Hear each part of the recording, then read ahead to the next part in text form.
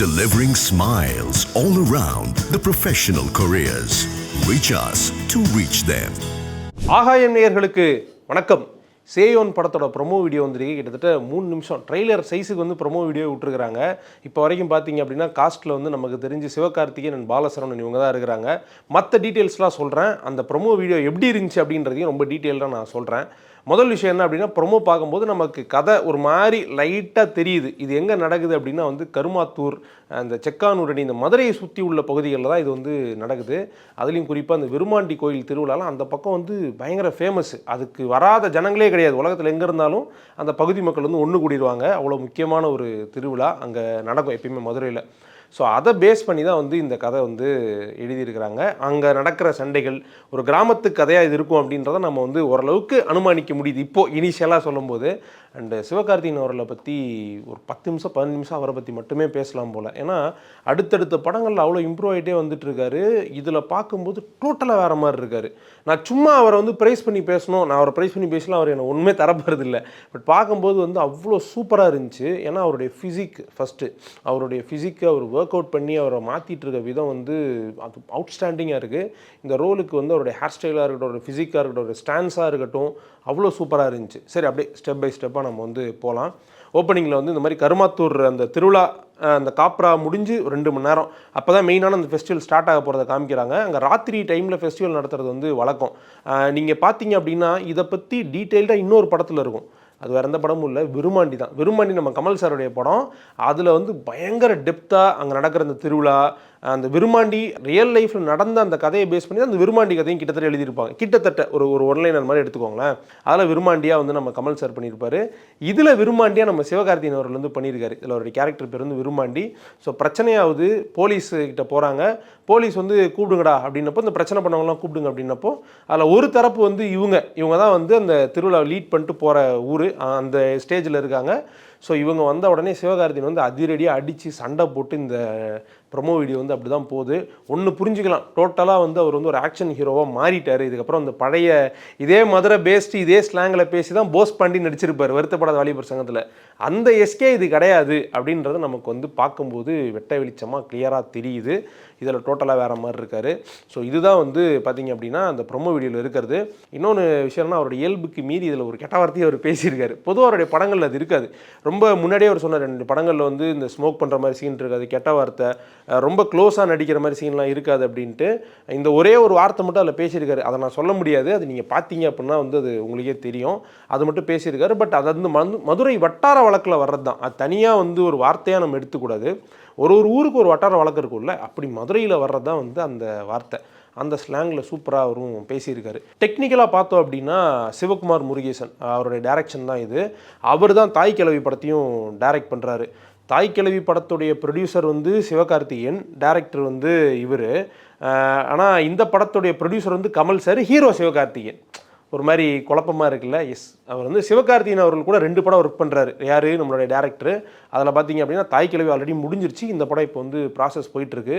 எனக்கு தெரிஞ்ச எஸ்கே வந்து அவர் மேலே ஒரு பெரிய நம்பிக்கையை பார்த்துருக்காருன்னு நினைக்கிறேன். இவர் வந்து நல்லா பண்ணுவாருன்ற நம்பிக்கைனால தான் படம் ப்ரொடக்ஷனுக்கு ஒரு படமும் நடிக்கிறதுக்கு ஒரு படமும் 2 படமாக கொடுத்துருக்கிறாரு. இது வந்து கமல் சார் பண்ணுறது இன்னும் கூடுதல் சிறப்பு. ஏன் சொல்கிறேன் அப்படின்னா, அவருக்கு வந்து தெரியும் மதுரை அந்த சுற்றுவட்டார பகுதியில் பேஸ் பண்ணி தான் விருமாண்டி எடுத்தாங்க.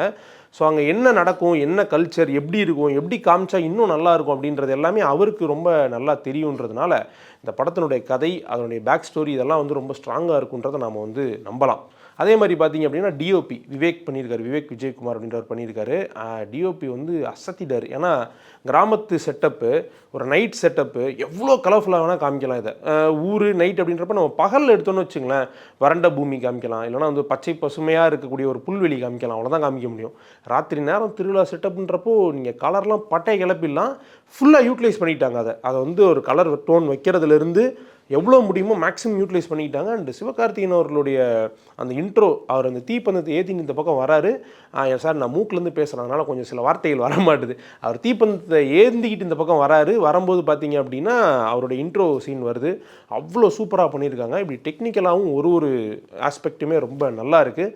சந்தோஷ் நாராயணன் சார், எவ்வளோ நாளாச்சு உங்களை பார்த்து, எவ்வளோ நாளாச்சு உங்களோட மியூசிக் கேட்டு, இதில் வந்து அவ்வளோ சூப்பராக போட்டிருக்காரு. இந்த சேயோன் அப்படின்ற வார்த்தையே பார்த்தீங்கன்னா ஒரு தமிழ் வார்த்தை, முருகரை குறிக்கக்கூடிய ஒரு வார்த்தை தான் இந்த சேயோன்றது. ஸோ அந்த டெப்த்து வந்து இருக்கணும், அந்த வார்த்தைக்கு உண்டான பவரு. இதில் வந்து அவர் வந்து சாமி ஆடிட்டு வர்றாரு. ஸோ அந்த விஷயம், கிராமம், இந்த ஆஸ்பெக்ட்லாம் சேர்ந்து மியூசிக்கில் இருக்குது அப்படின்னா அது வந்து உண்மையாக நம்ம நம்பலாம். ஏன்னா சந்தோஷ் நாராயணன் சாரோட மியூசிக் அவருடைய இன்ட்ரோவில் வரும்போதே அவ்வளோ சூப்பராக இருக்குது.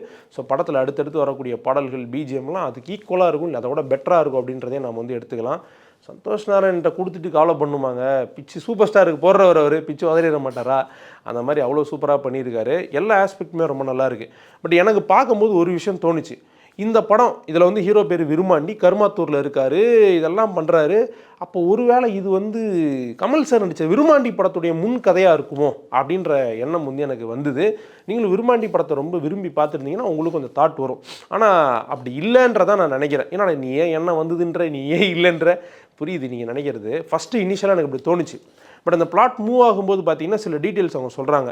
அவன் பட்டாளத்தில் இருந்திருப்பான், இல்லை போராடிட்டு இருந்திருப்பான் அப்படின்னு சொல்கிறாங்க. ஸோ பேசிக்காக அவர் வந்து ஒரு மிலிட்ரிக்காரர், இல்லை மிலிட்ரியிலேருந்து ரிட்டையர் ஆகி வந்தவர், வேலையை விட்டு வந்தவர் அப்படின்றதெல்லாம் அந்த வரைக்கும் நம்ம வந்து புரிஞ்சிக்க முடியுது. பட் கமல் சார் நடித்த விருமாண்டியில் இந்த கேரக்டர், இந்த ஏஜ் இருக்குல்ல, ஒரு லேட் 20ஸ்னு வச்சுக்கலாம், இல்லை ஏர்லி 30ஸ்னு வச்சுக்கலாம். இந்த கேரக்டரோட ஏஜ், நம்ம எஸ்கே சார் நடிச்சிருக்கக்கூடிய அந்த ஏஜ். ஸோ அந்த ஏஜில் வந்து விருமாண்டி வந்து மிலிட்ரிலையும் இல்லை, ஊர்லேயே இல்லை. இன்ஃபேக்ட் அந்த கேரக்டர் நீங்கள் நல்லா பார்த்துருந்தீங்கன்னா தெரியாது, வந்து சிங்கப்பூரில் இருக்கும். அந்த விருமாண்டி கேரக்டர் வந்து சிங்கப்பூரில் இருக்கும் அவங்க அப்பா கூட. அவங்க அப்பா இறந்ததுக்கப்புறம் பாட்டி கூட இருக்கலாமேன்னு சொல்லிட்டு அவர் வந்து ஊருக்கு வந்துருப்பாப்புல. அதுதான் வந்து நடக்கும். ஸோ இதில் வந்து அப்படி கிடையாது. இதில் வந்து அவர் ஆல்ரெடி ஒரு வேலையில் இருக்கார், ஊரில் இருக்கார். அதனால் அது வந்து அதோடைய முன் கதையாக இருக்கிறதுக்கான வாய்ப்புகள் வந்து கம்மி தான். இது ஒரு தனி கதை தான். அது ரொம்ப நல்லா இருக்குது கேட்கும்போது. அண்ட் எனக்கு நான் எதை ரொம்ப ரசிக்கிறேன் அப்படின்னா அதில் அவங்க ஆட் பண்ணியிருக்க டெப்த்து. ஒரு சாமியாடி அவர் வராரு, அவர் கையில் வச்சுருக்கக்கூடிய அந்த செங்கோல்லேருந்து அந்த வாட்ச் ஒன்று கட்டியிருக்கிறாங்க, பட்டையாக ஒரு வாட்ச், உள்ள சின்ன டயல் வச்ச வாட்ச். இதெல்லாம் வந்து நீங்கள் பார்த்தீங்க அப்படின்னா அந்த திருவிழாவில் அங்கே உள்ள மக்கள் வந்து யூஸ் பண்ணக்கூடிய வாட்ச்சு. ஒன்று ஒரு சின்ன சின்ன டீட்டெயிலும் வந்து அவ்வளோ பார்த்து பண்ணியிருக்காங்க. போலீஸ் வராரு, அவர் வந்து மேலே காக்கி போட்டிருக்காரு, கீழே வந்து பார்த்தீங்கன்னா வந்து ஒரு காவி வேஷ்டி கட்டியிருக்காரு. பொதுவாக இந்த மாதிரி ஊரில் ஏதாவது ஒரு ஃபங்க்ஷன் நடக்குது அப்படின்னா அங்கே உள்ள காவல்துறையில் யார் ஊருக்கு ரொம்ப பரிச்சயமாக இருக்காங்களோ, மரியாதை யாருக்கு அதிகமாக இருக்கோ அவங்கள வந்து கூப்பிட்டுருவாங்க ஃபங்க்ஷனுக்கு. ஸோ அப்படி போகிறவங்களாம் வந்து பார்த்தீங்க அப்படின்னா அவங்க ரெகுலர் யூனிஃபார்மில் செருப்புலாம் போட்டு போக மாட்டாங்க. ஒரு மரியாதை காரணமாக மேலே வந்து பார்த்திங்கன்னா அந்த காக்கி ட்ரெஸ்ஸு, கீழே காவி பேண்ட் அந்த மாதிரி போட்டுப்பாங்க. இல்லை அவங்க வேண்டி இருந்தாங்கன்னா அந்த மாதிரி போவாங்க. ஸோ அந்த குட்டி டீட்டெயிலிங்லாம், மைன்யூட்டான டீட்டெயிலிங்லாம் ரொம்ப நல்லா இருந்துச்சு. பாலசரவணன் வந்து வான்னு கூப்பிட்டல, வந்துட்டான்டா அப்படின்னு சொல்கிறது வந்து அடுத்து அவர் அரசியலுக்கு வருவாரோ அப்படின்னு நமக்கு வந்து முன்கூட்டியே சொல்கிறது மாதிரியான ஒரு டோனில் இருக்குது. எனிவேஸ் இது எல்லாமே எனக்கு ரொம்ப பிடிச்சிருந்துச்சி இந்த படத்தில்.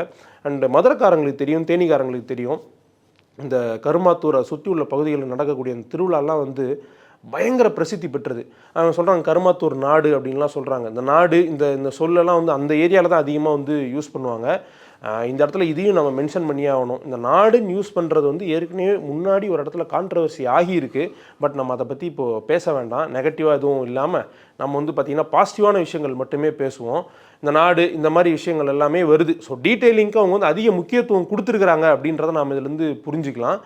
எனக்கு கொஞ்சம் கிளீஷேவாக ஆல்ரெடி பார்த்த விஷயமா இருக்கேன்னு பட்டது வந்து சில விஷயங்கள் இருக்குது. என்னென்னா அதே முகங்கள், அந்த மதுரை பேஸ்டு ஸ்லாங் அப்படின்னாலே நம்ம அந்த வருத்தப்பட வாலிபர் சங்கத்தில் நடித்தவங்கலாம் இருப்பாங்கல்ல, அவங்க பல படங்கள் அவங்க நடிச்சிருக்கிறாங்க. அவங்களுடைய அதே வாய்ஸு, அதே ஃபேஸஸ், இதெல்லாம் பார்க்கும்போது கொஞ்சம் என்னப்பா இதை கொஞ்சம் மாற்றலாமே அப்படின்ற மாதிரி இருந்துச்சு. பாலசரவணன் அவர்களுமே நிறைய கிராமத்து சார்ந்த படங்கள் நடிச்சிட்டாங்க.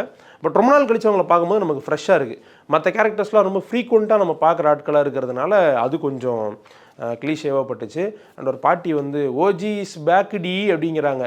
அது வந்து கொஞ்சம் கிளீஷாக இருந்துச்சு. ஏன்னா ரொம்ப நாளாக நம்ம அது மாதிரி யூஸ் பண்ணிகிட்ருக்கிறோம். இங்கிலீஷ் பேச தெரியாமல் இங்கிலீஷ் பேசுகிறது, வயசானவங்களை வச்சு இங்கிலீஷ் பேச வைக்கிறது, இங்கிலீஷில் காமெடி பண்ணுறது, இந்த மாதிரி விஷயங்கள் கிராமம்னாலே வந்து அங்கே ஒரு 4 பேர் இங்கிலீஷ் பேசிகிட்டு இருப்பாங்க, அதில் ஒரு நகைச்சுவை அப்படிங்கிறதெல்லாம் சிவகார்த்திகேயன் அவர்களே ஒரு 4-5 படத்தில் பண்ணிட்டார். ஸோ அதெல்லாம் வந்து கொஞ்சம் மாற்றலாமே அப்படின்னு தோணுச்சு.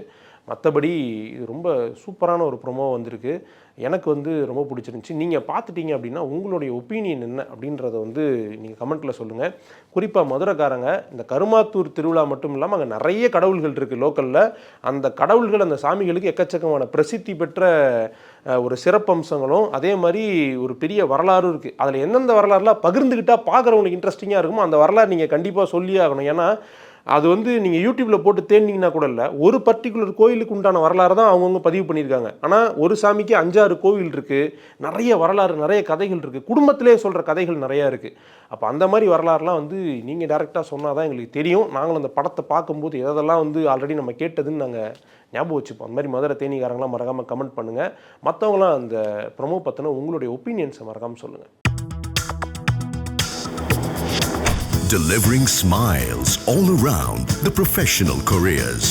Reach us to reach them.